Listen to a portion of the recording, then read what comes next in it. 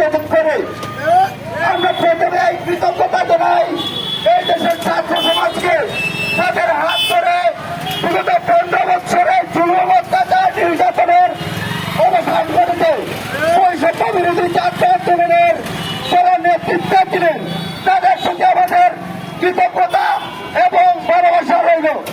আমরা আরো আপনাদেরকে জানাতে চাই, আগামী পুরা সংস্কার আন্দোলন, আমাদের পুরা সংস্কারের কারণ বিভিন্ন হত্যার আজকে জেলখানায় বন্দী এই স্বৈরাচার সরকার বর্তমান বৈষম্য বিরোধী আন্দোলনের সমন্বয়কের সহযোগিতা করার কারণে আমার নেতা বিভিন্ন হত্যাকে জেলখানায় বন্দী রেখেছে। আমি এর তীব্র নিন্দা জানাই। আমি আমার বক্তব্য বিরোধিতা করতে চাই না, আমার প্রিয় নেতৃত্ব বক্তব্য দেবেন। আমি আমার বক্তব্য সংযুক্ত করছি। ধন্যবাদ সবাইকে। ধন্যবাদ। সামনে ছাত্র বন্ধুগণ, এরপরে সংক্ষিপ্ত বক্তব্য রাখবেন মোহাম্মদ আজহারউদ্দিন ভাই, সদস্য গণঅধিকার পরিষদ সুনামগঞ্জ। সম্মানিত উপস্থিতি সবাইকে আমার পক্ষ থেকে আন্তরিক শুভেচ্ছা ও বাংলার অভিনন্দন। আমরা অত্যন্ত আনন্দিত, উৎসাহিত এবং মর্মাহত হয়েছি।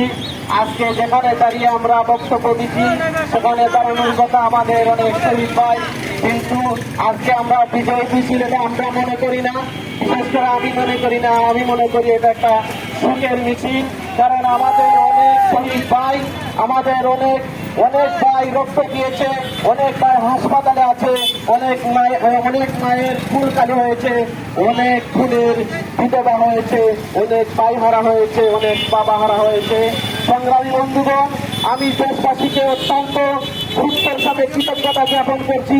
আপনারা ছাত্র পরিষদের উদ্যোগে যে সংগ্রাম হয়েছিল সেই সংগ্রামে একত্রতা পোষণ করে এই জুলুম অত্যাচার থেকে দেশকে একটা সোনার বাংলা উপহার হিসাবে আগামী প্রজন্ম যেন সেটা সাক্ষী হয়ে থাকতে পারে যে বাংলার জনতা, বাংলার ছাত্র পরিষদ, বাংলার মানুষ সব কিছু করতে পারে। অন্যায়কে দীর্ঘস্থায়ী হলেও তাকে বিদায় করে দিয়ে সোনার মাটিতে, কালো হাতের আস্তানা সোনার মাটিতে, সোনার বাংলায় অত্যাচারী এবং নিপীড়নকারী এখানেই ঠাঁই নাই, সেটাই তাই প্রমাণ। তাই বিজয়িত করবো না, আগামী প্রজন্মের প্রতি আপনারা সজাগ থাকবেন। আর বিশেষ করে আমি এই আমার আন্দোলনকারী সকল ভাইদেরকে অনুরোধ করবো, দুষ্কৃতকারী আমাদের সমাজের মাঝে আছে, ওরা অনাকাঙ্ক্ষিত ঘটনা করে আমাদের উপর দুধ চাপিয়ে দিতে পারে। তাই আমরা সতর্ক থাকবো। আগামী প্রজন্ম যেন সোনার বাংলা, সোনার মাটিতে সোনার মানুষ হিসাবে পরিণত এবং গঠনমূলক রাজনীতিবিদ গড়ে উঠতে পারে, এই প্রত্যাশা রেখে আমি আমার সংক্ষিপ্ত বক্তব্য শেষ করছি। আসসালামু আলাইকুম।